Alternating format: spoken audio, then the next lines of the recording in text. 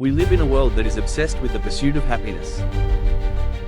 We buy books, we download apps, and we listen to podcasts, all looking for that magical formula to finally feel good. But the modern tragedy is that the harder we chase happiness, the more miserable we seem to become. Why? Because we are doing it completely backwards.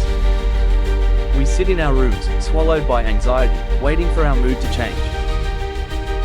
We tell ourselves, once I feel better, I'll go to the gym. Once I feel inspired, I'll start that project.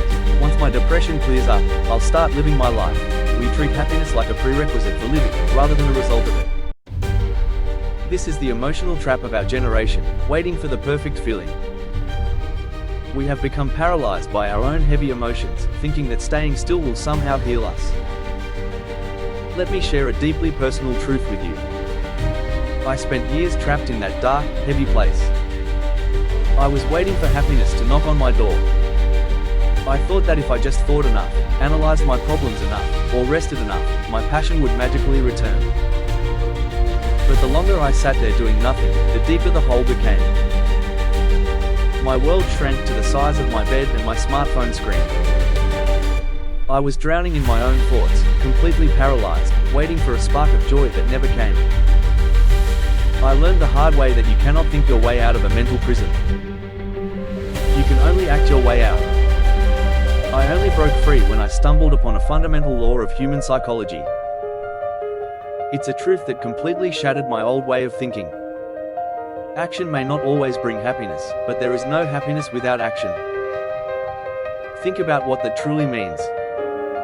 Action is not guaranteed to make you smile every single time. Sometimes a workout is brutal. Sometimes starting a business is frustrating. Sometimes taking that first step feels terrifying and uncomfortable. Action does not promise immediate pleasure. But, and here is the ultimate catch, if you choose to do nothing, absolute misery is 100% guaranteed. There is zero chance of finding joy while standing perfectly still. Happiness requires a vehicle, and that vehicle is motion. When you force your body to move, your brain chemistry changes. You don't wait for motivation to start. Starting is what creates the motivation. The moment you open the book, the moment you put on your running shoes, the moment you sit down and write that first sloppy sentence, you are telling your brain that you are no longer a victim of your mood. You are the commander of your body. Stop treating your feelings like they are the boss of you. Your feelings are just passengers in the backseat. They will scream, they will complain, and they will tell you to turn around and go back to bed. Let them scream. Keep your hands on the steering wheel and keep driving forward. If you are waiting until you feel 100% ready, you will be waiting for the rest of your life.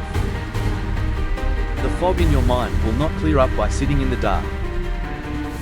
You have to walk into the fog. You have to move through the discomfort. The most successful and fulfilled people on this planet do not possess some secret immunity to sadness or laziness. They get tired. They get depressed. They get overwhelmed. The only difference is, they move anyway. Look at your life right now. What is that one thing you've been putting off because you don't feel like it?